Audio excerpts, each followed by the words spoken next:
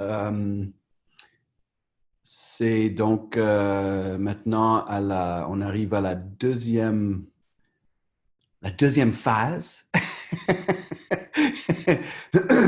On est en train de commencer notre deuxième mois de programmation pour les ateliers Zoom du Labri. Je suis très fier de voir que les premiers articles et les premiers contenus commencent à sortir sur les ateliers. Je pense qu'on va se donner vraiment le reste de l'été euh, pour terminer les textes et surtout les capsules multimédia parce que ça prend un petit peu plus de temps. Euh, mais je voulais juste vous donner quelques nouvelles de la réunion du comité scientifique qui a eu lieu ce matin.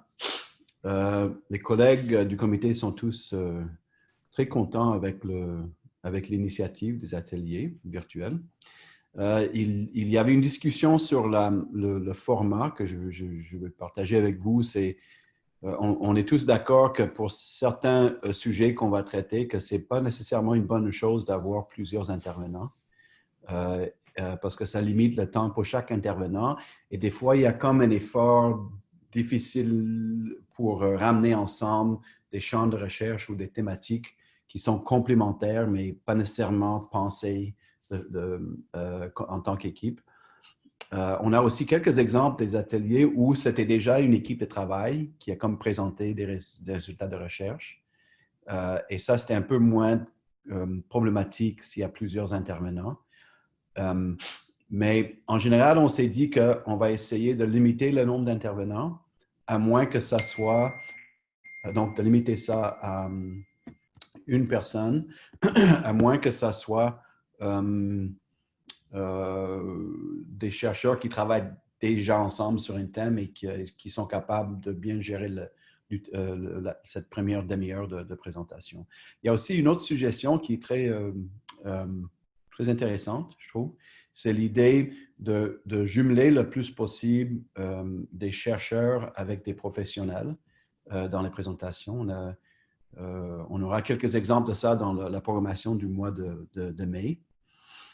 Donc, je voulais vous en parler. Je pense que Maud a déjà envoyé le message qui explique ce qui est sur le programme pour les 4 prochaines semaines, incluant aujourd'hui. Et donc, dans ces semaines à venir, vous allez voir qu'on diversifie un peu les thèmes et aussi la composition des intervenants. Donc, il va y avoir la semaine prochaine, Rachida et moi, on va faire un webinaire qui serait ouvert au grand public, même à l'échelle internationale. Et donc, on va faire une approche dans ce webinaire-là, on cible pas uniquement des chercheurs, mais aussi des professionnels. Et je pense que dans nos deux interventions, on va répondre à cette suggestion de combiner le point de vue du chercheur avec le point de vue des professionnels. Ensuite, le 22 mai, c'est avec Farah et Veronica Islas du CRIC. Donc, encore une fois, ils vont faire une présentation sur les médias sociaux. Et Veronica va parler un peu de l'expérience récente avec le projet de Femmes Relais, qui est un projet qui est suivi par moi et aussi par Farah. Donc, Farah et Veronica vont faire un duo. Et la séance du 29, ça serait pour revenir sur la vie et surtout sur l'œuvre de Robert Vachon. Et j'ai parlé avec Kalpana hier, je l'ai vu tantôt, il n'est plus là. Kalpana a accepté de parler, au début de l'atelier sur un peu le parcours de Robert et l'évolution de sa pensée sur l'interculturel. Donc, ça, c'est la programmation pour le mois de mai. On a décidé dans le comité scientifique qu'à partir du mois de juin, on va ralentir le rythme un peu parce qu'on est tous énervés, mais il ne faut pas s'épuiser non plus. Et l'idée, ça serait de passer à une fréquence d'atelier Zoom mensuel, donc un atelier par mois. Ça nous permet à chacun dans son coin d'avancer sur ses travaux, mais de garder le contact sur une base régulière. Et ça nous permettrait aussi de commencer à ramasser tout ce qu'on a fait depuis le début de la pandémie. Je ne sais pas si vous vous rendez compte, là, mais on a été vraiment productifs, pas uniquement individuellement, mais il y a beaucoup de sous-équipes et des comités de travail sur différents dossiers.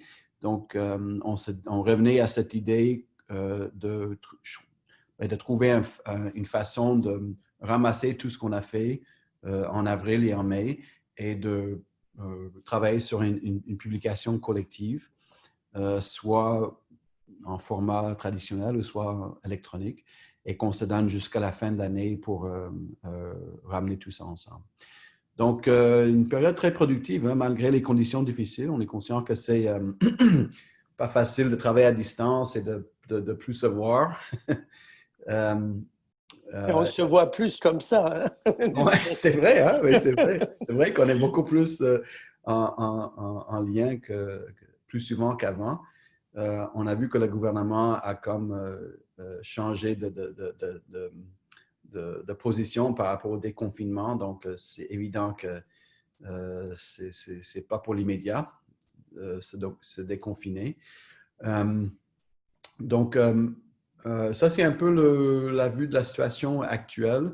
Est-ce qu'il y a des questions ou commentaires sur les ateliers? Je pense qu'en général, les collègues sont très positifs par rapport aux ateliers. Ça nous donne le temps de se voir plus souvent et puis échanger sur des thèmes d'actualité. Est-ce qu'il y a des gens qui aimeraient poser des questions ou commenter? Je me demandais si l'idée de livre est retenue. Oui, ben, publication, oui. On ne sait pas si on va faire un livre papier et puis le proposer au PUM ou si on va faire une sorte de dossier électronique qu'on lit entre nous et puis on rend open access immédiatement pour aller un peu plus vite. Mais moi je propose donc la prochaine réunion de comité scientifique qui va avoir lieu le 17 mai. Attends, on a la date là. Pendant cette réunion-là, on va se pencher sur la question et décider si on fait un livre avec ce contenu ou si on fait quelque chose de plus numérique, accessible. Je voulais aussi vous annoncer que le 10e anniversaire du labo qui était prévu pour le mois d'octobre va être remis aussi en 2021. Donc, mais on ne va pas fêter le 11e anniversaire du labo, OK? on va quand même fêter les 10 ans, OK? 11 ans, c'est bien aussi. Mais les collègues du comité, on s'est dit que c'est pas quelque chose qu'on peut faire à distance et avec tout ce qui se passe là, c'est trop stressant d'essayer de garder cette date-là. Dis-moi, je ne vois plus Maud, elle est là? Maud, habituellement, elle est juste par audio, mais c'est vrai que Parce que ah, ok. Elle est là, c'est les deux chiens, voilà, elle est là. J'ai mon nouvel ordi qui arrive là, dans 4 jours, j'ai hâte. Ah, c'est bien. Tu as eu un mal de chien jusqu'à maintenant? Oui, exact. Donc, voilà. Alors, bonjour à tout le monde. Merci d'être là. On a une belle programmation prévue pour le mois de mai, mais après, on va probablement faire une séance au milieu de chaque mois pendant l'été, juste pour garder les contacts. Donc, commencez à penser aux thèmes que vous aimeriez aborder. Là, je vais donner la parole à Joseph. On sera un petit peu moins stressé que d'habitude parce qu'il y a uniquement Joseph qui va présenter. Joseph et Maud. Ah, Maud, tu présentes aussi? Non, mais j'ai aidé à construire la présentation, mais c'est pas moi qui va parler. OK, parfait. Mathilde et Maud, est-ce que vous avez des éléments à rajouter ou des questions à poser par rapport aux capsules, par rapport à la circulation de l'information? Moi, je pense que ça va. OK, très bien. Pour la semaine prochaine, Maud, il faut qu'on se parle parce qu'il y a comme beaucoup de personnes qui se sont inscrites dans le webinaire. Ouais. Je ne sais pas si vous prévoyez participer, j'espère que oui, mais les places, il paraît que pour l'instant, les places sont limitées.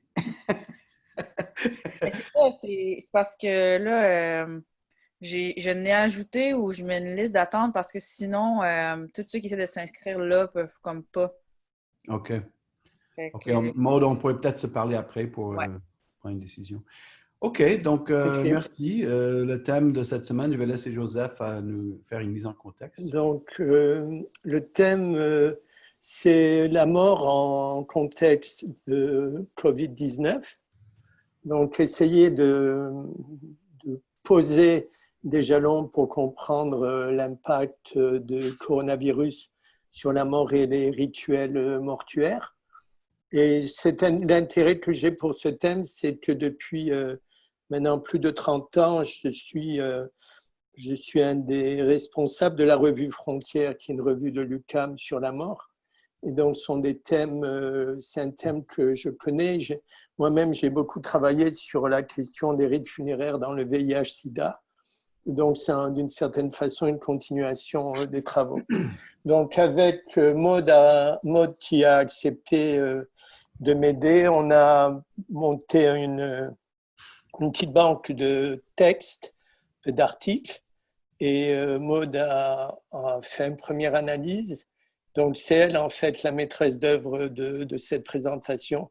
Moi, je vais juste mettre le vernis et le papier d'emballage sur cet exposé. Donc, pour débuter, on peut voir… Tu peux changer la page, Maud, ou je te le dis, ou tu suis. Pour débuter, on peut dire que la question de la mort et des épidémies est une question ancienne. Et juste pour résumer un petit peu la problématique, je suis tombé sur un texte d'un anthropologue qui s'appelle Grégory de Laplace, qui a travaillé sur les rites mortuaires habituels en période de pandémie. Donc, il a dégagé trois modalités. La première, ce qu'il appelle les pratiques désordonnées.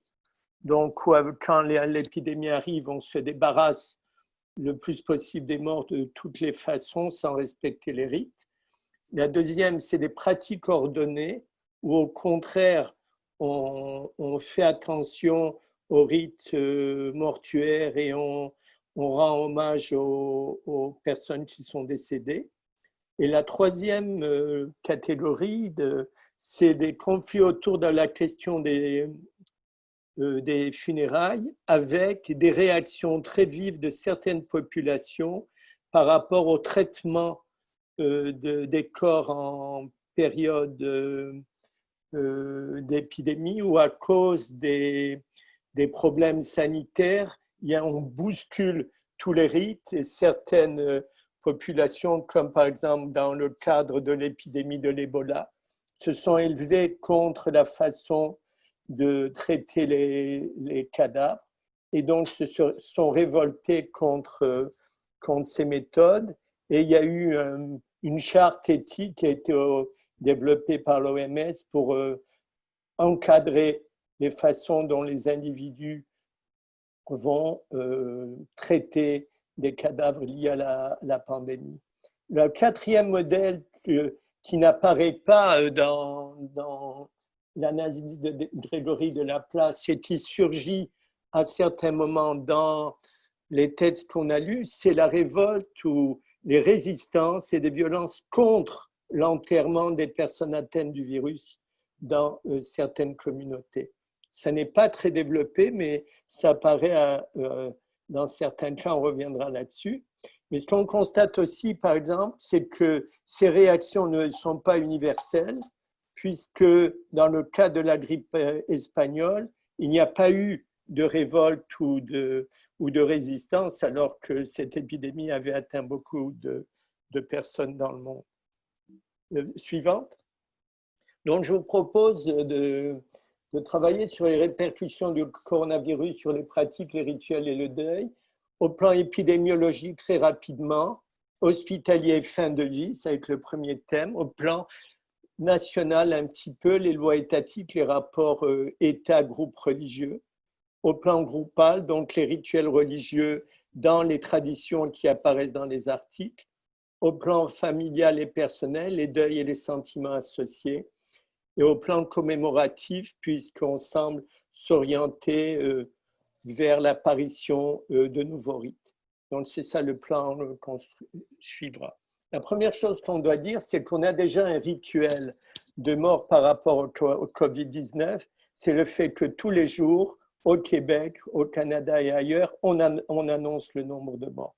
Ils ont déjà donc une ritualité qui est déjà installée et qui fait que les chiffres augmentent jour après jour. On est rendu, je crois, près de 300 000 ou 250 000 morts. Mais le problème, c'est qu'il y a, du point de vue épidémiologique, ce sont des approximations face au nombre réel des morts. Ce sont des données statistiques floues.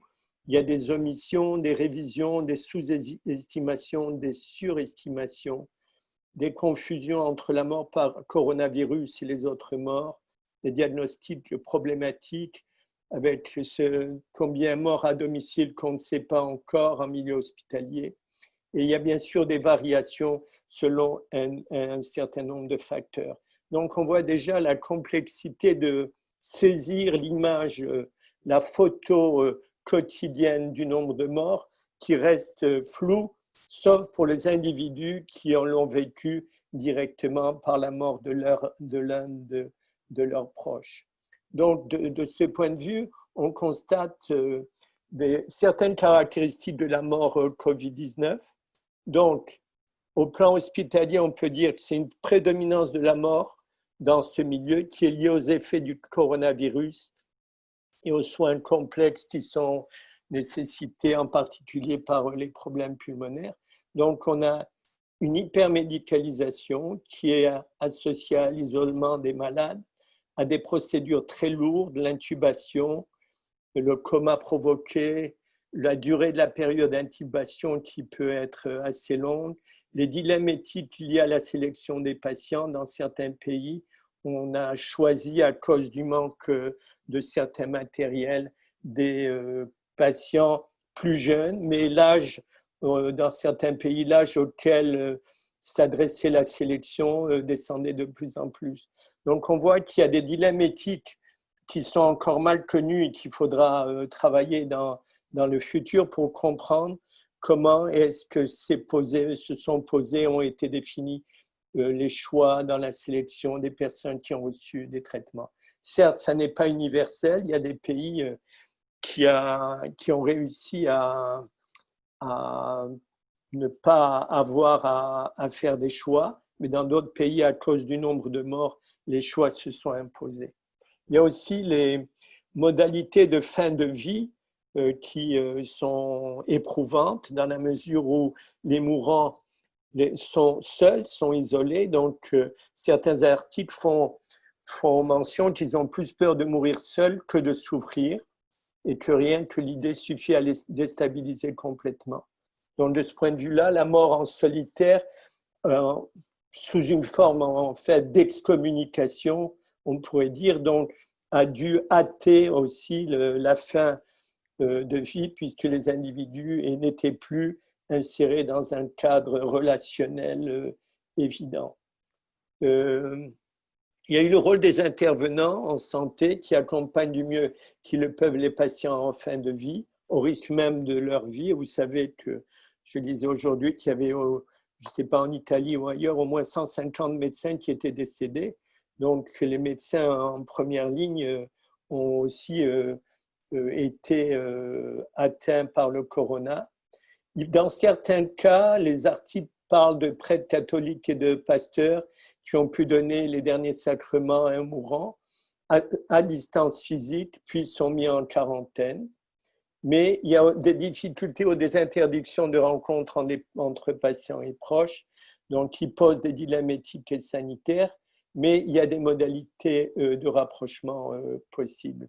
C'est le cas, par exemple, tu peux changer, Maud, au Canada, où on a donné, selon certains articles, 10 minutes à des parents pour dire adieu à leurs proches en suivant un protocole. On a un cas a été rapporté d'un hôpital qui a transformé un hôtel en lieu d'accueil des personnes en fin de vie et qui permettait la présence des proches selon des conditions sanitaires. En Israël, on a un article qui rapporte 15 minutes de rencontre avec le mourant pour permettre de faire ses adieux. Et en Israël aussi, on a utilisé des structures vitrées, ou plexiglas, pour permettre aux familles de dire au revoir à leurs proches. Donc on voit qu'il y a la réalité de la mort et de la distance, mais des modalités techniques pour essayer d'atténuer ces contraintes.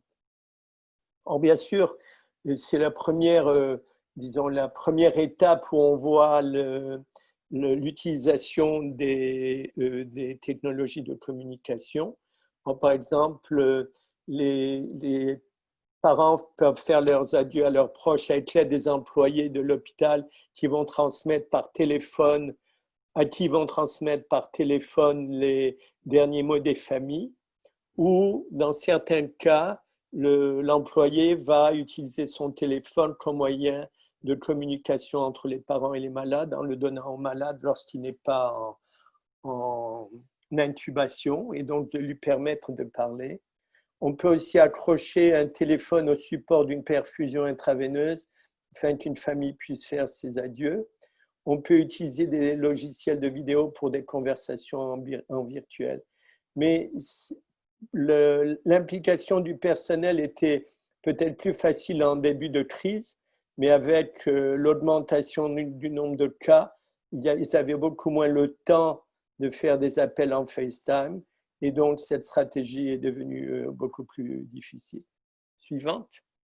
Alors, il y a eu des impacts sur les pratiques de gestion du corps après la mort, c'est-à-dire pour ceux qui vont s'occuper du cadavre à l'hôpital, il y a des règles particulières qui sont suivies. Les toilettes mortuaires ne sont plus faites, surtout les morts dans certains hôpitaux. Il y a des précautions à prendre pour la manipulation de la housse, donc de la housse mortuaire, qui doit être étanche, hermétiquement close, puis recouvert d'un drap. Aucun acte de thanatopraxie ne doit être pratiqué pour protéger le personnel funéraire. Et le corps doit être déposé dans un simple cercueil avec fermeture immédiate et définitive. Donc, ça veut dire que les rituels d'exposition du corps dans les institutions funéraires disparaissent. Et donc, ça augmente le sentiment de disparition pour les proches qui non seulement n'ont pas pu assister à la mort du parent, mais ne peuvent pas non plus le voir. Donc, ils n'ont aucun moyen de clôturer le rapport, et ceci va jouer bien sûr un rôle dans le deuil que les individus vont vivre. Il y a des problèmes dans le transport et l'entreposage des corps à cause du nombre de morts dans les morgues. Donc, on va trouver en Angleterre des morgues de fortune dans les dépôts municipaux, des zones industrielles et des hangars à avions, où ce qu'on va avoir aussi, dans certains cas, c'est des enterrements dans des fosses communes pour réduire la pression de ce nombre de morts extrêmement important. On rapporte aussi un abandon dans certains cas des morts dans la rue. Donc, il y a toutes des modalités de gestion du corps dans les premières phases. Et ceci va se complexifier lorsqu'on va rentrer dans les rituels mortuaires.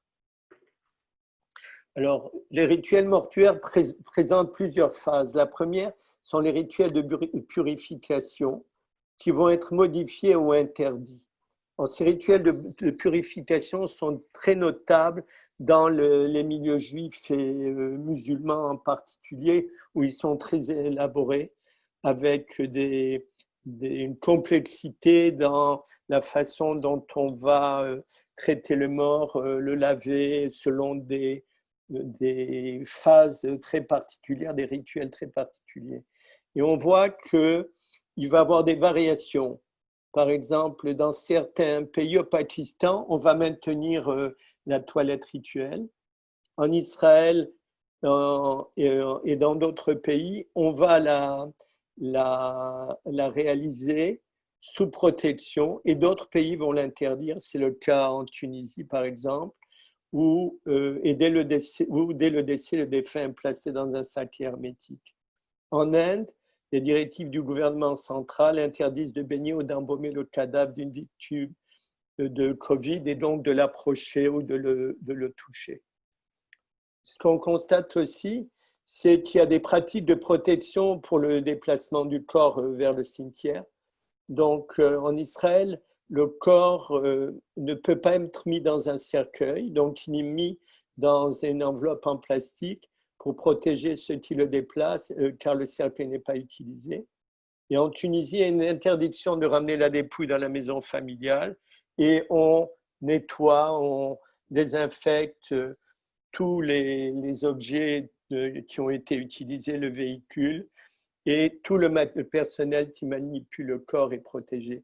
Donc, vraiment, les règles de protection sanitaire sont drastiques.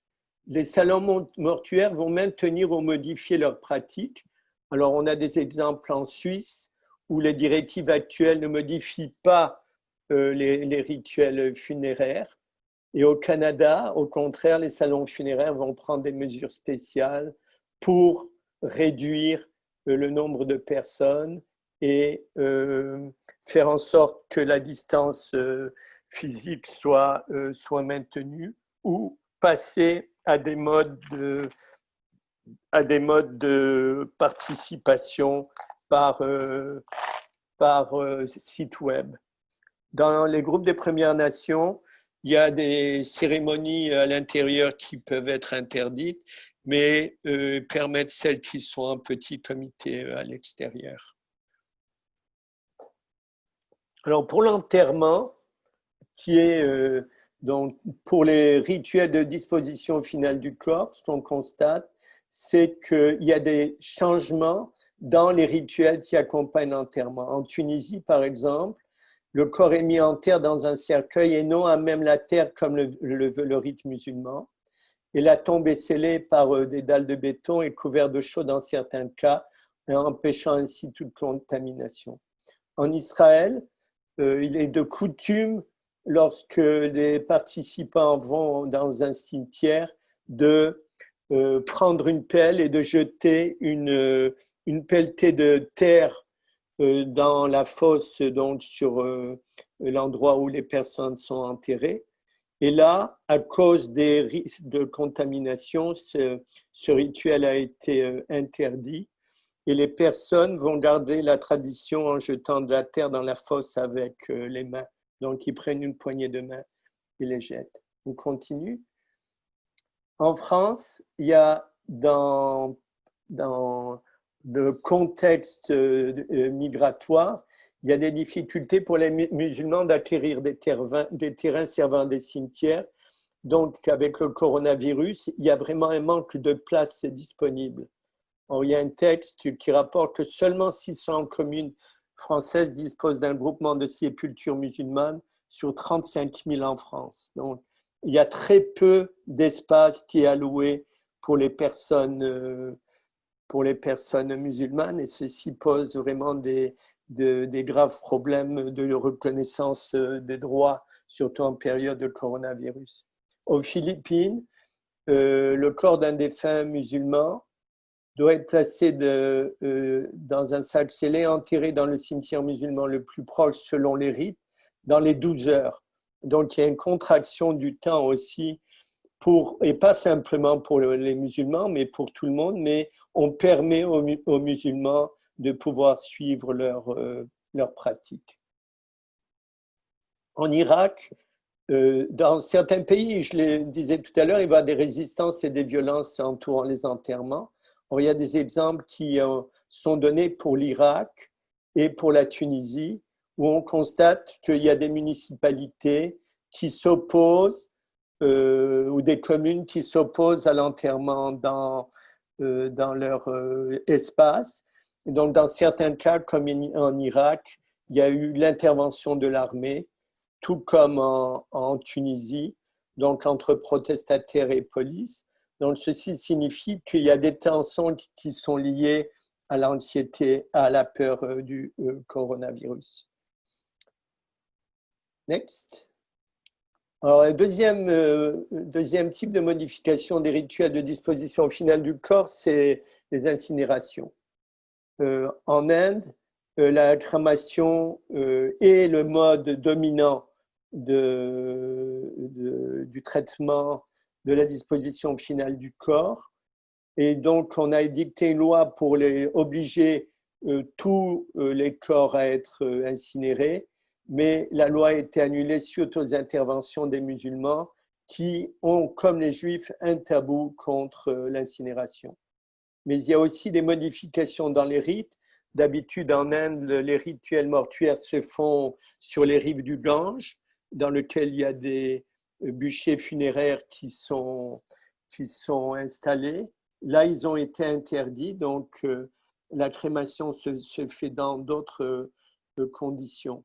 Au Sri Lanka, il y a aussi des tensions entre les bouddhistes et la minorité musulmane au Sri Lanka, qui avaient peur d'être prises pour ci par les autorités, puisque le bouddhisme recommande l'incinération.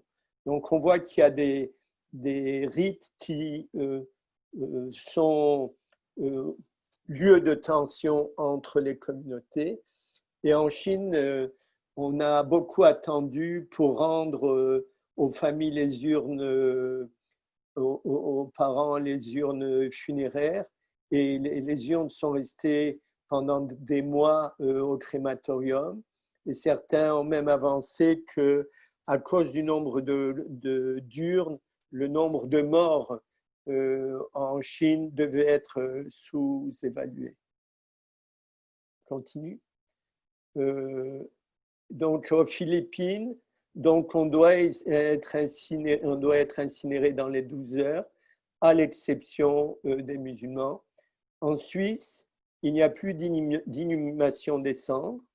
Et en France, il y a une peur de la crémation systématique, comme je le disais, qui est tabou pour l'islam et le judaïsme. Next. Il y a un autre problème qui se pose, qui a été souligné dans quelques articles, c'est les problèmes de déplacement des défunts dans d'autres pays. Il y a dans certaines traditions, dans le judaïsme et l'islam, certains individus demandent à être enterrés en Israël ou enterrés dans leur pays d'origine. Mais avec le coronavirus, ces pratiques ont été déstabilisées. Et donc, on a recouru à des enterrements provisoires dans le cas des Juifs. Donc, on a un rabbin orthodoxe a autorisé l'enterrement temporaire jusqu'à l'expédition de cercueils soit redevenu possible entre les États-Unis et Israël. Dans le cas des musulmans, il y a des impossibilités de respecter la volonté de certains défunts de faire rapatrier leur corps, d'où un enterrement local qui est encore plus difficile, puisque, comme on l'a vu tout à l'heure, il manquait de carrés de musulmans dans les cimetières. Continue. Ce qui touche aussi, ce qui joue sur les rites mortuaires, c'est la participation aux funérailles. Alors en Chine, il y a un encadrement maximal des funérailles qui a été rapporté. Il y a tout un encadrement pratiquement policier pour réduire l'entrée des personnes dans le cimetière. Et seul un nombre limité de personnes va être autorisé à se rendre sur les tombes. Et ceci, on le retrouve avec des variations dans différents pays. Dans certains pays, c'est seulement la famille immédiate qui va être autorisée. Au Pakistan, un article parle d'une poignée de participants, mais sans définir le nombre, donc on peut supposer qu'ils ne sont pas très nombreux. Et ensuite, ça varie généralement de groupes de 10 endeuillés au maximum, y compris en Suisse le personnel funéraire. Et dans certains pays, on va permettre des regroupements de 20 personnes, suivantes s'il te plaît, des regroupements de 20 personnes pour les funérailles. Mais on a constaté aussi que dans certains cas, ces règles n'étaient pas suivies et que la police devait intervenir lorsqu'il y avait des funérailles qui attiraient beaucoup de monde. Comme dans les autres contextes, on retrouve l'utilisation des techniques de communication dans les rituels et les funérailles. Par exemple, aux États-Unis, les rituels de purification sont réalisés virtuellement. Donc, on va placer une caméra au-dessus du corps et la personne en charge est sur un Zoom et va accomplir les rituels de purification en utilisant des pichets, des bols d'eau. Donc, on essaie vraiment, malgré ces contraintes, de maintenir le plus possible la symbolique du rituel. Et on va utiliser aussi tous les appareils, ordinateurs, smartphones, etc., pour participer aux funérailles. On voit apparaître en Chine des expériences dans lesquelles on a des vidéos en direct montrant le personnel s'occupant des tombes à la place des familles. Et certains sites Internet proposent même d'entretenir une tombe virtuelle où on peut allumer une bougie numérique en hommage aux défunts. Donc on voit qu'il y a vraiment des nouveaux rituels qui apparaissent. Au Canada, en Australie, le panégyrique, donc l'éloge qui est fait de la personne décédée, est suivi par iPad. Et en Australie, on a aussi des funérailles en ligne pour tous ceux qui ne peuvent pas participer de l'entourage familial ou amical. Suivante. Si on passe maintenant aux difficultés liées au deuil, on a deux ensembles. Le premier, c'est l'impact sur les rituels comme tels de deuil. Donc, ceci est particulièrement visible dans le rituel qu'on appelle le rituel de la Shiva. Shiva, ça veut dire 7 en hébreu. Et c'est donc le nombre de jours où la famille d'une personne décédée doit rester en confinement à la maison, mais peut recevoir la visite des parents, des parents qui ne sont pas en deuil, des amis, des connaissances, etc. Et donc, c'est un rituel extrêmement important de support et de partage familial de cette période-là.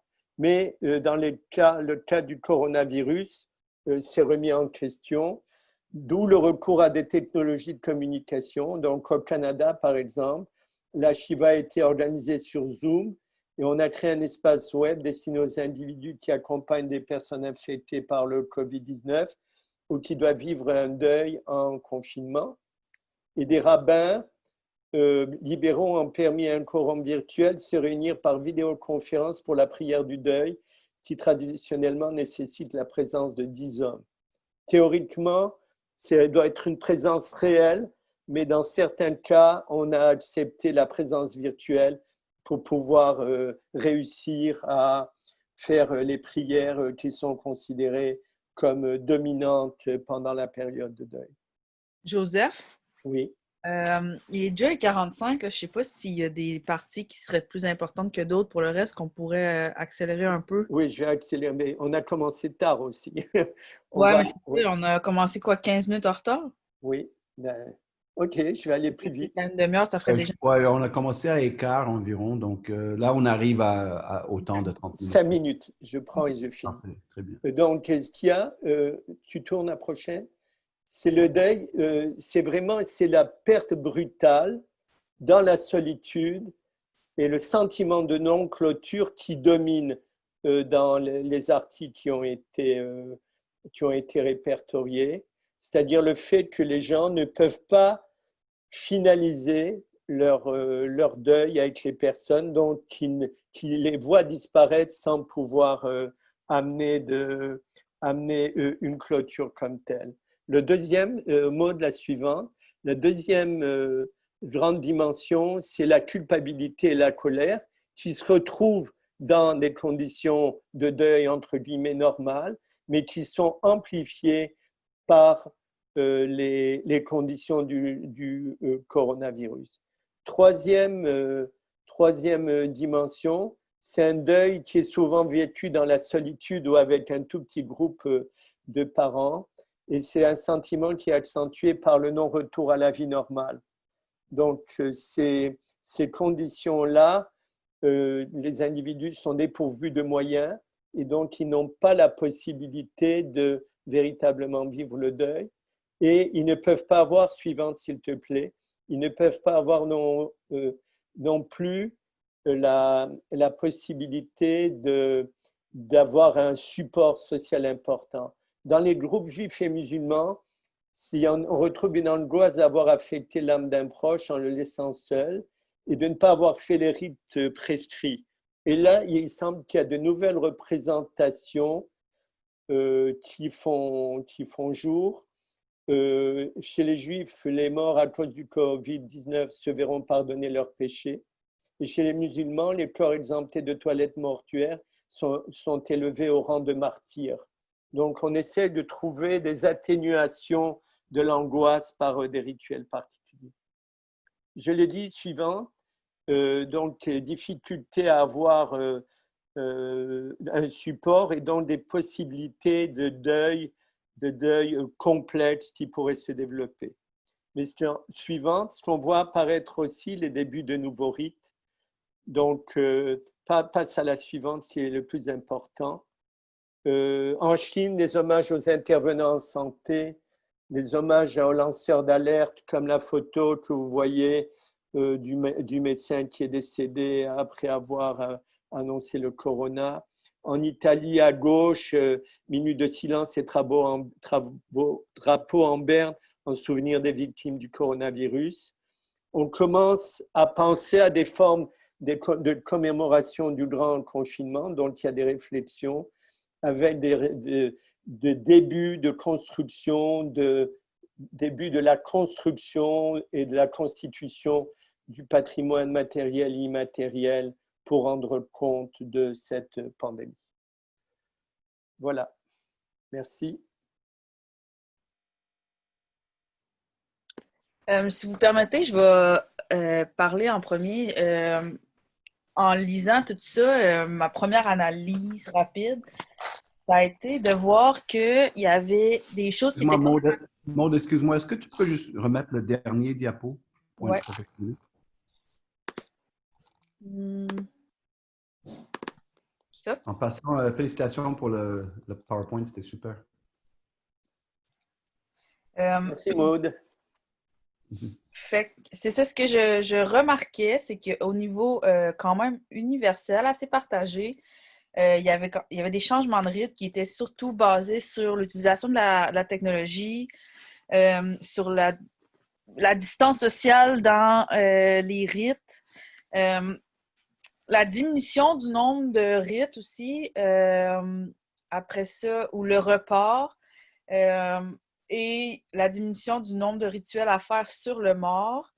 Ça, c'était quand même assez partagé partout. Ce que j'ai remarqué d'intéressant sur les... Bon, j'ai pas fait une grande analyse, là, c'est rapide, puis c'est avec les articles de journaux, mais deux facteurs qui étaient importants dans les variations de ces ajustements-là, c'était l'importance de la crise. Comme tu vois, la plupart des pays disaient les funérailles à 10 ou 20 personnes. En Italie, il n'y en avait pas du tout. En Chine, pas du tout. Deuxième facteur, que j'ai trouvé intéressant, c'était si la religion, principalement, était minoritaire ou majoritaire dans le pays. Il y a juste comme en Inde, au Sri Lanka, aux Philippines, que j'ai entendu parler, qui parlait de crémation systématique. Puis j'ai comme l'impression qu'il y a des tensions avec les minorités au niveau politique qui rentrent en jeu dans cette décision-là. Parce que, vous voyez ici, on fait de la crémation sur nos corps, mais je pense pas qu'on a encore parlé de crémation systématique. Fait que j'ai comme l'impression que c'était un message envoyé aux minorités musulmanes. Après ça, quand on parle de minorités, exemple, les musulmans en France, ben là, tout ce qui était le rapatriement était difficile, il n'y avait pas de carré religieux. Fait qu'ils ont été obligés de s'ajuster puis de dire, OK, on va faire des enterrements temporaires, comme les Juifs à New York aussi. Fait que la minorité, ou le niveau, le statut minoritaire avait un impact là-dessus. Et ensuite, pour le deuil, c'était vraiment relié à la sphère individuelle. Là, on tombait dans des articles qui parlaient par des psychologues beaucoup. Mais il y avait plusieurs facteurs qui faisaient que ça variait au niveau individuel, l'expérience du deuil.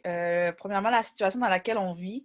Certaines personnes disaient qu'ils sont vraiment isolés, fait que c'est difficile. D'autres personnes disaient, écoute, j'ai des enfants à la maison, j'ai pas de place pour faire mon deuil. Il y avait aussi qui que tu laisses avec toi. Est-ce que tu as une mère, un père qui vient de laisser son mari ou sa femme qui est seule?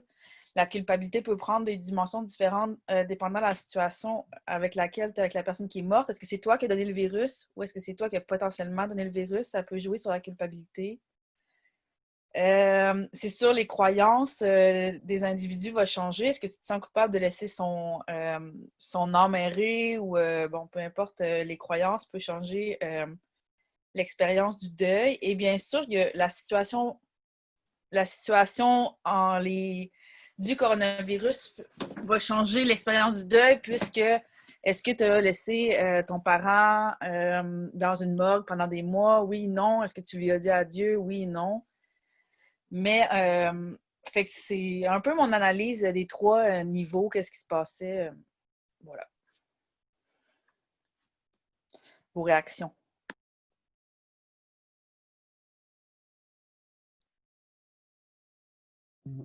Très bien, merci Maude. On peut ouvrir ça à la discussion maintenant. Peut-être fermer aussi le partage d'écran, merci. Quelqu'un qui aimerait commencer? Merci pour la présentation, c'est vraiment expansive. Hein? Pierre? Oui, il y a des fortes similarités avec le sida, n'est-ce pas, Joseph, au niveau du traitement des corps aussi. Oui.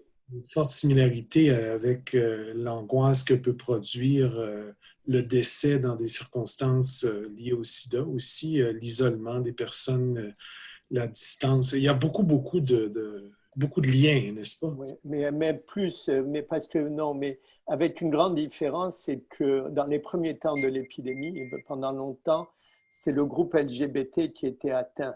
Donc, il y avait une double distanciation à cause de l'épidémie et à cause du fait que c'était des groupes avec des orientations sexuelles discriminées. Donc, il y avait une très forte discrimination, mais on n'a pas vu dans la question du coronavirus au niveau médical les mêmes réactions qu'on avait eues pour le VIH-Sida, où les médecins ne voulaient pas approcher les individus. Là, il ne semble pas que ce soit le cas, quoique dans certains cas, il y a des médecins qui aient pu décider de ne plus rester à l'hôpital. Mais c'est moins visible. Mais je crois qu'il faut mettre aussi l'accent sur le fait qu'on est au début de l'épidémie. Et donc, il faut voir comment longitudinalement ça va se développer. Si l'épidémie augmente ou si elle tend à retourner à une normalité, entre guillemets, ça va moduler sans doute le rapport au rythme mortuaire.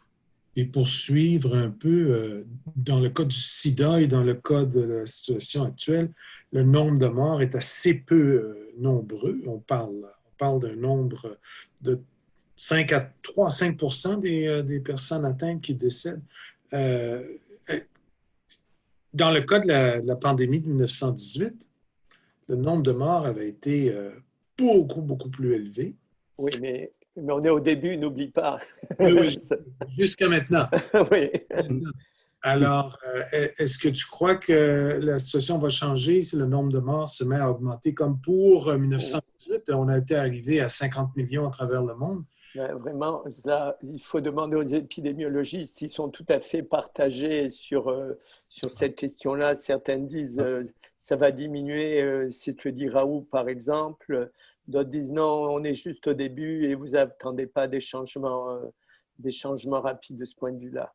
Regardez là, on voit des gamins commencent à être atteints. Donc, on ne sait pas du tout. Tout le monde dit que c'est un virus vraiment méchant et très malin. Et qu'on ne sait pas du tout comment ça va tourner. Sur ces questions épidémiologiques, il est malin parce qu'il il est plus mobile et Oui. il est plus contagieux, si je comprends bien. Mais au niveau c'est ça, au niveau des taux de mortalité, j'ai vu des graphiques, c'est comparable. Si on le compare à l'ensemble de cette grande famille-là, c'est pas si méchant que, par exemple, l'Ebola ou même par rapport au rougeole, je pense. Il y en avait un autre qui était beaucoup La plus... variole. Voilà, ouais, qui était beaucoup plus méchant, Oui. c'est-à-dire avec plus de mortalité. Joseph, deux questions épidémiologiques. Je ne sais pas si tu peux nous aider avec ça. Premièrement, moi, j'ai entendu dans plusieurs reportages qu'il y a beaucoup de confusion sur la façon de définir la catégorie Oui. de mort COVID. Oui. Tu as fait allusion à Oui. ça. Ma deuxième question, c'est, il parle beaucoup de Arruda avec son aplatissement, là. Oui. Quand on aplatit la courbe, euh, j'ai vu plusieurs réponses à cette question-là. Est-ce que ça diminue nécessairement le nombre de morts total ou Non, est-ce que ça c'est peut plus l'étaler. ça l'étale, c'est ça, Oui, mais ça n'a pas un gros impact sur le nombre de morts. ben, c'est-à-dire que oui, ça peut en avoir, parce que dans la mesure où quand elle est aplatie, ça veut dire qu'à cause du confinement, il y a de moins en moins de gens qui vont être malades. Il y a vraiment moins de morts. Ce n'est pas juste étaler, c'est réduire le nombre de morts aussi. Euh, oui, théoriquement, ça le réduit.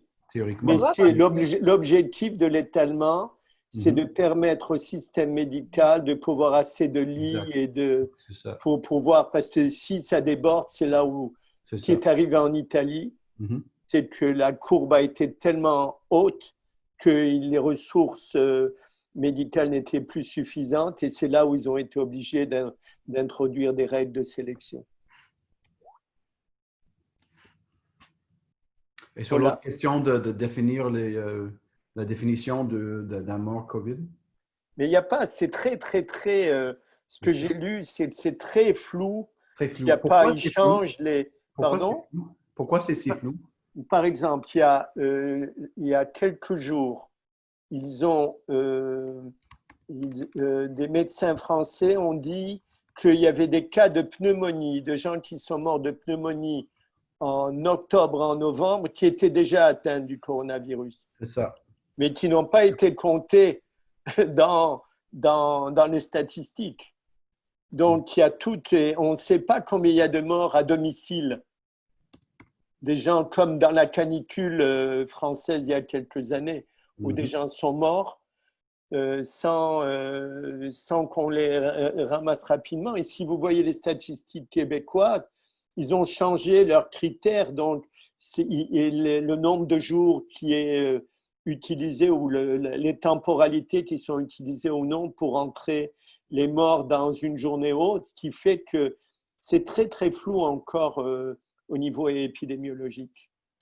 Donc, on le voit, les gens, même par rapport aux règles de confinement, les gens ne comprennent pas que c'est les journalistes, surtout, moi je suis étonné d'entendre les journalistes ne pas comprendre que si les positions du gouvernement changent, c'est parce que la réalité de l'épidémie change en même temps. C'est très dynamique, et Ouais. donc on n'a aucune idée de Ouais. la façon dont on va évaluer statistiquement et précisément le nombre de morts. C'est dans une famille de virus, mais elle n'est pas pareille que les autres. Et donc, on avance, on évalue, on Oui, avance, on évalue, c'est ça. oui. Moi, j'entends les autorités publiques le dire souvent, mais on sait aussi que c'est parce qu'ils ne veulent pas avoir l'air fou non plus, là. Ben, si c'est dynamique, c'est normal que C'est ça. ça évolue. On est Exact. obligé il faut être dans une flexibilité totale. C'est pas des dogmes, c'est même pas des normes. C'est des approximations épidémiologiques avec lesquelles on travaille. Ouais, En c'est tenant ça. compte du politique, de l'économique et autres, ça crée des. Ils disent c'est comme surfer sur un précipice à gauche et à droite. Qui aimerait continuer?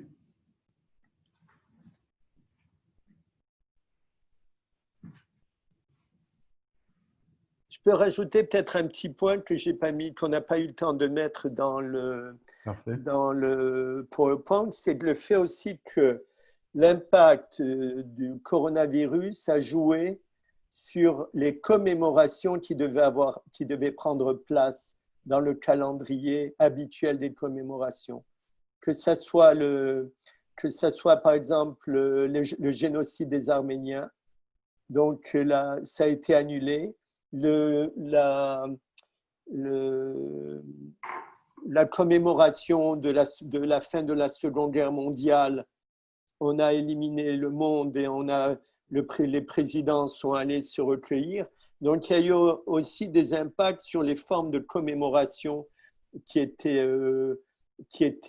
habituellement réalisées où beaucoup de gens participaient. Donc, de ce point de vue-là aussi, le coronavirus a joué sur la mémoire des morts, la mémoire des cérémonies mortuaires. OK.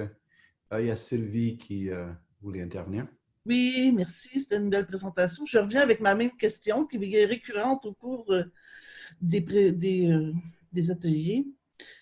Qu'est-ce qui est, selon vous, le poids dans la balance? Il y a peut-être 4 plateaux. Est-ce que c'est le rite étant, disons, associé à la religion? Les rites, là, maintenant, sont modifiés par les règles sanitaires. Donc, on a encore ces 2 plateaux-là. Il y a peut-être un 3e, un 4e plateau, je ne sais pas, mais... puis, on a discuté dans les journaux des différences, en tout cas au Québec, de pouvoir les uns sur les autres, qui parlent pas, qui prend les décisions. Donc, qu'est-ce que ce serait votre idée dans ce sujet-là aujourd'hui? Qui a le haut du pavé ou le micro pour prendre ces décisions-là? Moi, je trouve, l'analyse que j'en fais, c'est que les règles sanitaires sont les règles dominantes. Donc, ça, c'est le cadre. Tu veux dire les règles du groupe majoritaire? Les règles de la santé publique, elles sont à la limite presque universelles, c'est-à-dire pour réduire la contamination, toutes les règles virales, etc. Mais le problème, c'est que les religions révélées ne peuvent pas remettre en question leurs rituels parce qu'ils ne sont pas de l'ordre, entre guillemets, de la démocratie ou de la science, ils sont d'un ordre transcendantal. Et étant transcendants, leur remise en question pose d'énormes problèmes. Et on l'a vu, et Pierre pourra en parler beaucoup plus, les groupes religieux très fondamentalistes et donc très liés à la transcendance de la révélation et des règles ont résisté plus longtemps aux règles sanitaires et n'ont commencé qu'à les accepter quand ils ont vu que ça fait des effets. Mais il y a même des gens récemment qui disaient, si tu suis, c'était un rabbin qui disait, les juifs non religieux ont été moins atteints par le coronavirus parce qu'ils ne respectent pas les règles religieuses, alors que ceux qui sont religieux, s'ils ont été atteints par le coronavirus, c'est qu'ils n'ont pas suffisamment suivi les règles. Alors donc, on est dans une problématique où la sanction transcendante est telle que les individus préfèrent avoir peur de Dieu que des autorités sanitaires. Mais c'est évident qu'on est dans des groupements fondamentalistes, mais qui essayent de faire des accommodements sur des choses relativement secondaires et essayent de maintenir le plus possible l'intégrité de leur rythme. Mais c'est très, très difficile. Il faut qu'il y ait des adaptations qui se fassent. Mais je crois que les règles sanitaires, on le voit entre Arruda et Legault, ça apparaît très souvent que c'est vraiment des tensions entre les sanitaires qui disent on ne va pas prendre de risques ou on va moduler, et le politique et l'économique qui disent on ne peut pas rester comme ça pendant des mois. Oui, même si Legault dit qu'il est soumis, je crois que c'est il est docile à Arruda, c'est du politique. Mais Il y a Jorge qui voulait intervenir. Je veux répondre après ça. Ah oui, vas-y. Maud, c'est par rapport avec cette question-là, oui. OK, vas-y. Je ne sais pas si c'est ça que ça parle vraiment à ta question, mais j'ai été quand même surprise. Ça parlait beaucoup des minorités religieuses dans les journaux. On parlait presque pas des catholiques. Fait que, tout C'est ce qui a incroyable. été rapport avec les rites mortuaires, là, on voyait les Juifs, les musulmans. Fait que, tu sais, je pense qu'ils ont quand même eu la parole. J'ai été aussi surprise de voir que dans les pays qui ont dit OK, crémation automatique, ils ont tous revenu sur leur décision après du lobbying ou peu importe ce qui s'est passé. Donc, je vois qu'il y avait un jeu politique, mais les minorités réussissaient quand même à faire entendre leurs points. Puis, tu sais, j'ai pas été voir le processus, comment ça s'est passé, ni rien, mais dans les journaux, c'est ce qui paraissait.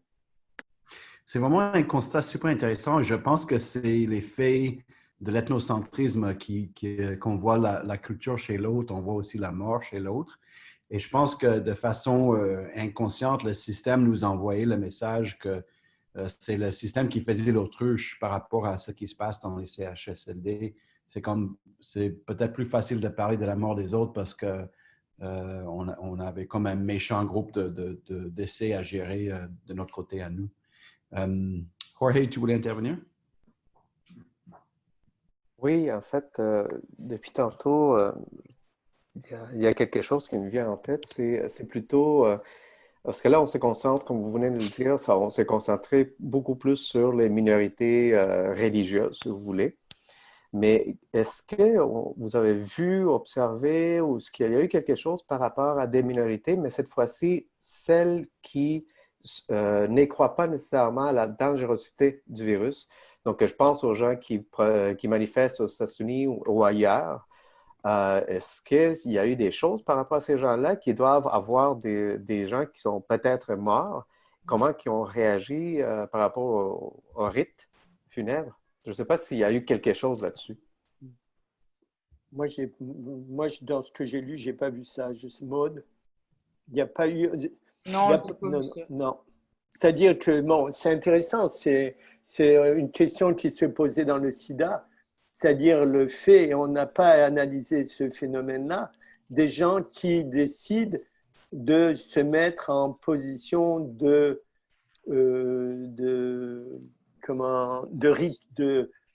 risque, comme on le fait dans les rituels extrêmes, où on se met en position d'être atteint et de mourir.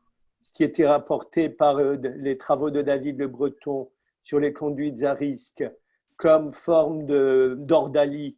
C'est-à-dire, je vais aller voir, vous connaissez le phénomène de l'ordalie, c'est-à-dire, ce sont des situations dans lesquelles l'individu accepte de risquer sa vie pour démontrer sa propre identité et sa propre valeur.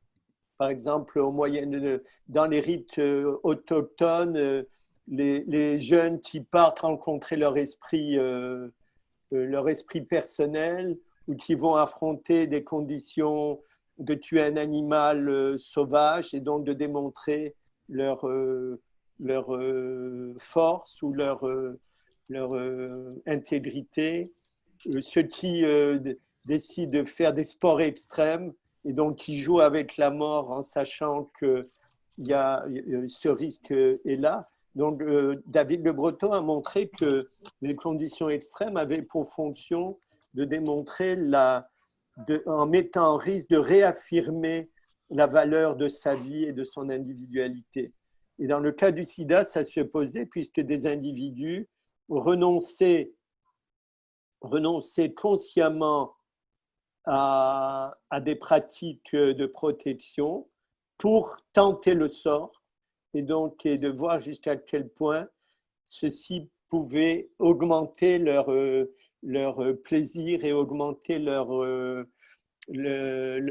sentiment d'existence, puisque chaque jour, d'une certaine façon, ça pouvait être mis en question.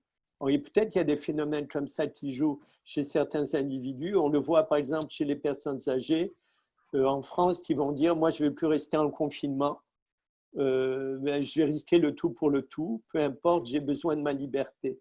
Donc, ça relève un petit peu de ce paradoxe, c'est-à-dire qu'il y a deux positions par rapport à la mort. On peut l'avoir d'un point de vue dionysiaque, c'est-à-dire sous la forme d'une transgression. On peut l'avoir sous une forme apollinienne, c'est-à-dire sous la forme de l'importance de la raison et de la prudence. Mm. Or, l'épidémie, elle peut augmenter la dimension dionysiaque chez des individus parce que ça augmente le sentiment de leur propre existence et de leur propre invisibilité. Et quelle serait la troisième référence grecque si on parle des gens qui réclament la liberté face au pouvoir de l'État? Parce que c'est ça qui se passe aux États-Unis. Là. Oui, mais ça relèverait du dionysiaque. C'est-à-dire que l'imposition d'une règle entraînerait sa transgression chez certains individus. Okay. Au lieu d'accepter la règle, les individus vont dire « si on me l'interdit, moi je vais le faire ». Et ça, ce sont des modèles qu'on retrouve dans l'histoire, totalement dans l'histoire, c'est-à-dire l'anarchie où il est interdit d'interdire en 1968. Donc la pandémie, c'est aussi pouvoir exprimer des possibilités de mettre en jeu sa vie. C'est ça l'ordalie. Je mets en jeu ma vie consciemment. Si je meurs, je meurs, mais si je gagne, ben je prouve mon invincibilité. Sylvie, tu voulais répondre à ça? Je voulais juste dire que c'est le jeu de la roulette russe qui a un aspect, oui. Donc, l'ordalie, je ne sais pas, mais la roulette russe, c'est un... C'est une forme d'ordalie. Oui. Puis c'est considéré dans le spectre, soit ça peut être un jeu aussi, et une histoire de pouvoir sur toutes les autres forces, un aspect magique, etc. Donc, c'est intéressant. Mais moi, j'avais écrit un article là-dessus, ça vous intéresse, je pourrais vous l'envoyer. Ça s'appelait « Des jeux au temps du sida ». J'avais repris les catégories de Roger Caillois, Lilens, etc., pour montrer comment est-ce que se posait la question du jeu dans le sida. Et il se peut que pour certains individus qui font des parties, etc., mais ce qui s'oppose au principe de Jonas sur le principe de responsabilité. C'est-à-dire, tu dois faire en sorte que tu maintiennes les conditions dans lesquelles la vie de l'humain est possible. Alors, c'est vraiment toujours le jeu entre la liberté et la responsabilité qui se joue. Ouais, certes, je peux sortir, mais en sortant, ce n'est seulement pas moi qui mets en danger, je mets peut-être la vie des autres en danger sans le savoir. Ouais, si vous voulez, je peux vous envoyer cet article parce que ça revient à peu près aux mêmes conditions que les gens qui décident de déconfiner et de vivre leur vie. Moi, j'en connais. Ils ont dit, on m'a appelé aujourd'hui, c'est quelqu'un que je connais, qui a dit, moi, je n'ai pas confiné, je n'ai jamais confiné. Et elle va rencontrer un de ses amis qui a perdu sa mère sans tenir compte des règles de confinement. Donc, que faire dans ces conditions-là? Il y a des liens à faire avec l'atelier sur la distanciation, donc notion de responsabilité sociale, et puis et on est aussi dans l'ordre, du point de vue systémique, dans l'ordre de plusieurs paradoxes. Donc, entre ta religion et entre droit individuel et droit du groupe, on peut peut-être amener une réflexion systémique là-dedans. Il faut juste s'assurer que cet article figure dans le dossier pour l'atelier, Joseph. Oui, bien sûr. C'est intéressant de comparer les deux pandémies. C'est intéressant. Il y a Guy qui voulait intervenir. Oui, juste peut-être un lien avec le contrôle de l'État. Je trouve que c'est intéressant parce que dans un des articles, je pense que c'est Bussière que vous aviez su, où on dit que finalement la mort crée la société, mais à quelque part, la société, le contrôle social crée aussi, fait un lien sur la mort. Et dans ce sens-là, lorsqu'on a eu des lieux et des États où est-ce que finalement ils n'ont pas tenu compte des mesures de sécurité, on a vu effectivement qu'il y avait beaucoup plus de liens et de libertaires, si je peux dire. Et dans ce sens-là, je dirais, dans quelle mesure parce que vous n'avez pas parlé des religions chrétiennes, mais dans quelle mesure, finalement, en Occident, l'impact du rapport de pouvoir entre l'État et Guy, on l'Église peut t'entend avoir très un mal. Hein? impact sur Guy, on entend mal. que l'on vit Excuse Guy, actuellement comme Guy, je ne sais pas contrôle du je rythme sais pas si tu féminin. m'entends. Excuse Guy, mais on a perdu la dernière partie de ta question. Soit reprendre ou peut-être l'envoyer par le chat. Est-ce que tu peux essayer encore? Guy, il n'est plus là, on dirait. On l'a perdu. Bon, il va revenir. Je vais lui envoyer un message sur le chat. Est-ce qu'il y a quelqu'un d'autre qui aimerait intervenir? Georges, j'ai répondu à ta question. Allô? Georges n'est plus là? Oui, oui, oui, excuse-moi. Je pouvais, oui, tu as répondu, merci. Moi, j'aurais une question. Je vois que Guy qui est de retour. Guy, je ne sais pas si tu nous entends, mais on a perdu ta question. Donc, si c'est possible de peut-être l'envoyer par chat et on peut le reprendre oralement. On a entendu comme la mise en contexte, mais on n'a pas entendu la question parce que la connexion était bloquée. En attendant la réponse de Guy, j'avais une... OK.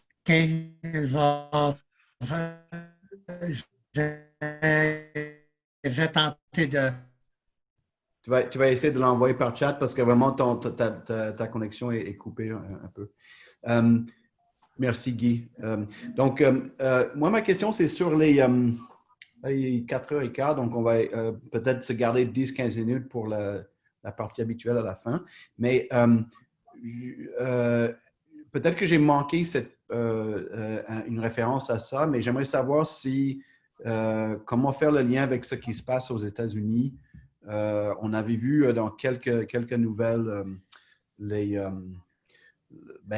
démarcation d'espace. Je pense que c'était sur Long Island City ou je ne sais pas, Staten Island, je pense, pour des morts pour lesquels ils restaient non identifiés.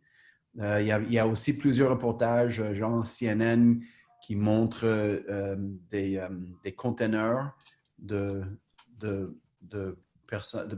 corps qui ne sont pas congelés. Et donc, le genre d'indignation par rapport à cette situation-là. Puis, on n'est pas habitué à voir ça dans le contexte nord-américain. Donc, mettons des morts qui traînent parce qu'on ne peut pas les garder congelés, ou bien ils traînent parce qu'ils ne sont pas identifiés. Qu'est-ce qu'on peut imaginer comme impact sociétal, des perceptions de l'État comme fournisseur de bien-être de la population? Ou, on est tous frappés un peu par ces images. On pense que c'est quelque chose qui appartient au pays du Sud. Quoi.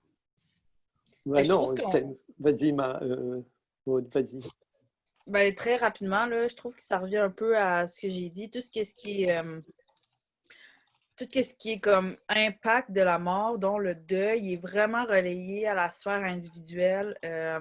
L'État, lui, charge de donner les règles pour empêcher les gens juste de se réunir ou de pogner la maladie. Mais une fois que c'est fait, la personne est morte. La gestion de ça, c'est vraiment à l'individu de gérer. Ou à la communauté, tu veux dire. C'est ça.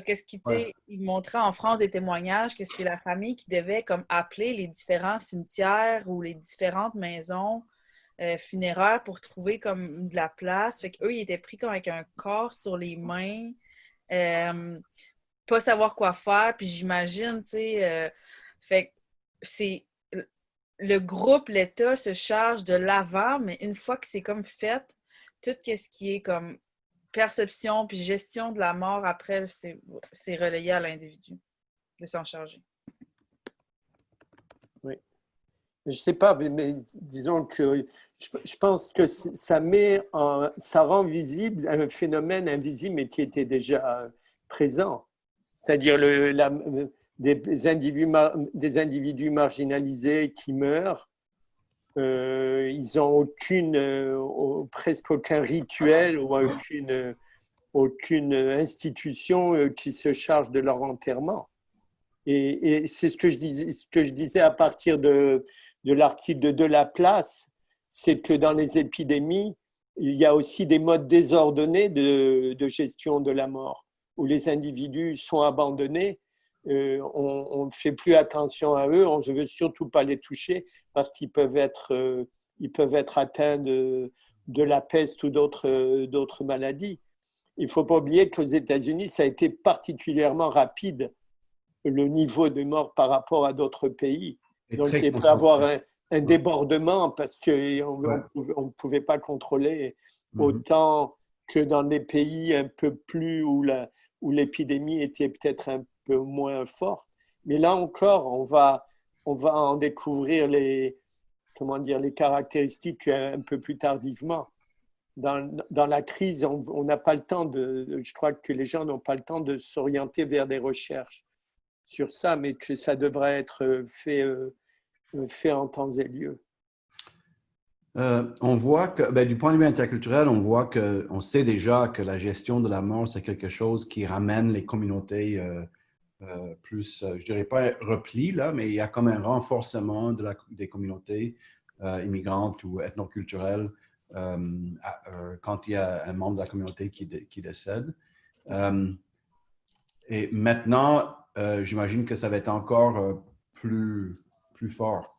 C'est-à-dire, on va voir comme la multiplication et puis l'intensification des pratiques funéraires des pays d'origine ou des représentations sociales qui viennent des divers groupes religieux. Là.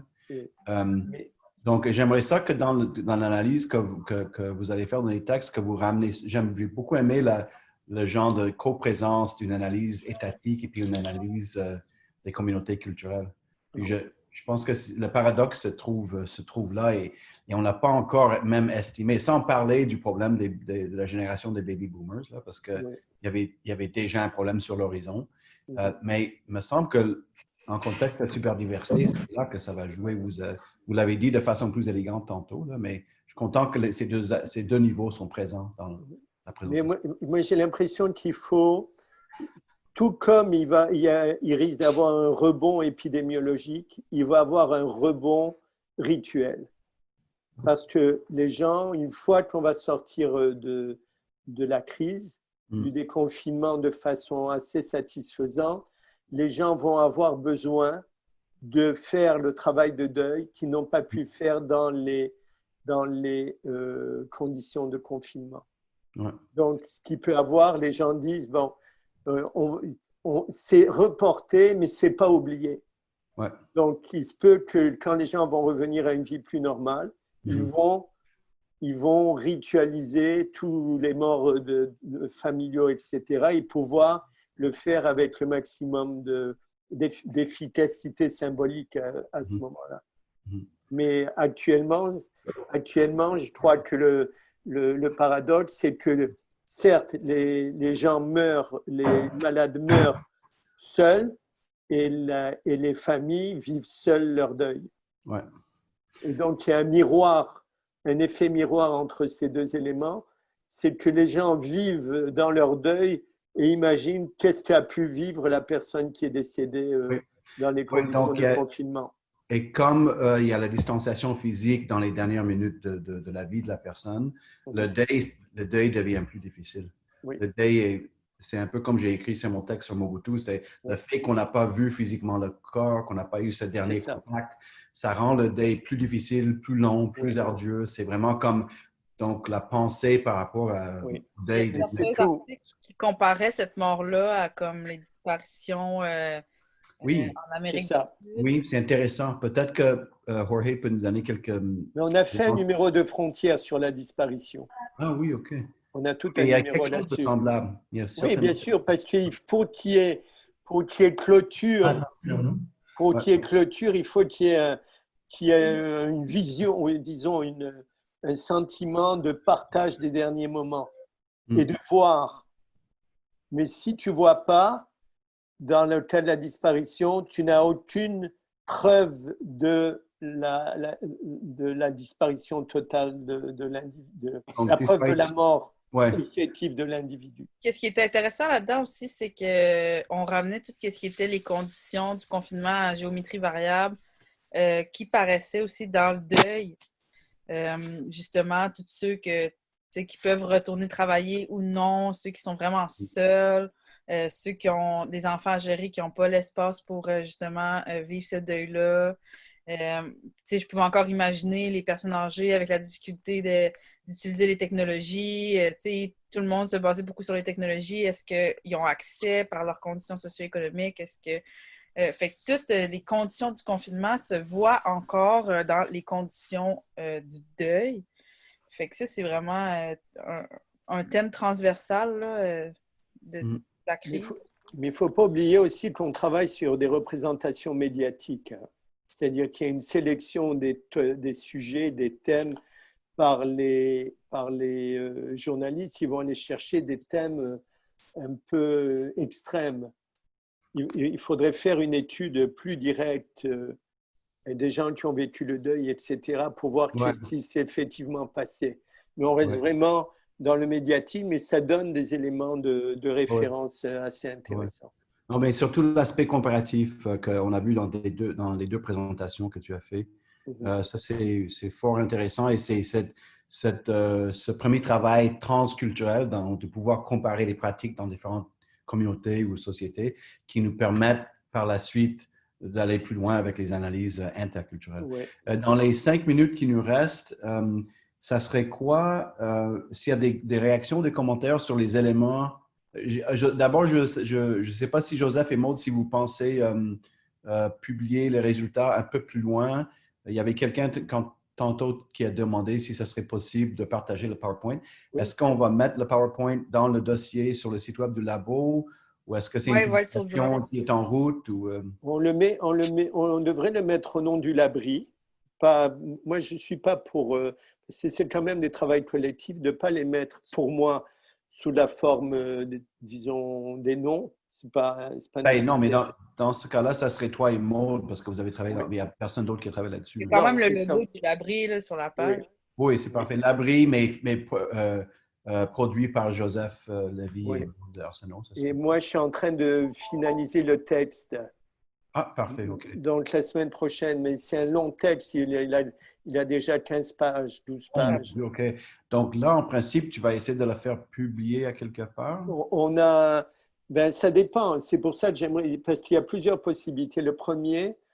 La première possibilité, c'est si on fait le livre, on pense au livre sur interculturel coronavirus dont on a parlé. On va garder peut-être une version pour ce livre. Moi, j'essaie de voir si on peut trouver un directeur de numéro pour faire un numéro sur pandémie à Frontières et dans lequel il y aurait des articles sur le coronavirus. Et là, avec Maud, on écrirait un article plus complexe, mais d'un horizon plus long, puisqu'il y a une vision longitudinale. Mais le PowerPoint est disponible. Moi, je vais finir le texte, mais je ne sais pas si je vais pouvoir mettre tout ça en 2 pages. Ça va être vraiment… Non, mais justement, c'est l'impression que j'ai. On n'est pas… si des ateliers produisent des textes qui sont plutôt plus longs et plus pour un public scientifique ou averti, il n'y a pas de problème. On n'est pas obligé de faire des textes courts là, à chaque fois. Mais pour l'autre… Joseph, tu me l'enverras la version, puis pour pas qu'on se dévoile tout de suite, justement, si on veut publier quelque chose dans un livre ou quelque chose, là, je ferai un résumé en 2 pages de ce qu'on a parlé aujourd'hui. Je ne sais pas comment tu vas faire parce que j'essaie de le faire en 2 pages. Puis, on va essayer. Non, mais dévoiler, de toute façon, il y a des premiers papers, des premiers papiers qui peuvent être mis en copyright et autres. Et moi, je suis pour une science ouverte et même si on est juste en développement, je ne vois pas quelqu'un reprendre ça comme ça. Il n'a pas les articles, il n'a rien. Je veux dire, c'est vraiment un canevas d'analyse très, très, très préliminaire. Mais c'est à vous, au l'abri, à voir quelles règles vous voulez. OK. OK, mais moi, je pense que il ne faut pas se sentir à l'aise à aller vers des publics, des plus grands publics. C'est vraiment le choix et puis la discrétion de chaque intervenant. Mais certainement, il y a de l'intérêt si on va faire une publication collective, que ça fasse partie. Ce serait cet été, fin d'été, l'automne. Et entre-temps, si vous avez la possibilité à publier dans des revues traditionnelles scientifiques, ça serait encore mieux. Mais moi, je crois qu'il y a assez de matériel pour mettre des œufs dans différents paniers. Moi, je crois que pour moi, le livre, c'est une forme de construction d'un patrimoine commémoratif. C'est pour ça que c'est important de le faire rapidement, parce que après, ça va être vraiment le scientifique avec toute l'évaluation des pairs, etc., qui est importante pour le livre, mais de fixer des choses dans un moment de la pandémie, ça m'apparaît important comme anthropologue, de montrer qu'on a participé à réfléchir sur ces problèmes et de laisser la dimension scientifique, tu vois, méthodologique, poussée, etc., pour les années à venir. Mais bon, selon mon point de vue, c'est en termes patrimonial que je le vois. C'est-à-dire même pour le Labri, de démontrer que le Labri a été présent à un moment de crise de façon active et intéressante. Oui, moi, je peux vous dire que je reçois cette semaine plusieurs messages des collègues et puis surtout des partenaires qui nous félicitent d'avoir été aussi actifs depuis le début de la crise. Et puis, c'est comme s'ils nous suivent de loin. Ils ne peuvent pas participer tout le temps, mais ils sont contents d'avoir les éléments de recherche et de réflexion qu'on a. Donc, plus à venir. Merci beaucoup aux conférenciers. C'est une très belle recherche et je pense que c'est jamais trop tôt pour commencer à parler de ce sujet-là. Alors moi, j'ai pensé, je peux finir sur une petite note humoristique. Oui, justement, parce que ce n'était pas ta présentation la plus légère. Hein? Ben, la mort, c'est difficile, mais non. Je voulais le mettre dans le PowerPoint, mais j'ai dit après, ce serait trop poussé. J'ai trouvé une épitaphe pour un anthropologue médical mort du coronavirus. Ça serait quoi? Il va dire: oh, vous qui passez ici, ne marchez pas sur cette tombe. Un anthropologue médical fait son dernier terrain. Oui, c'est ça. Oui, oui, et son terrain le plus long, certainement. Oui, pour l'éternité. C'est excellent.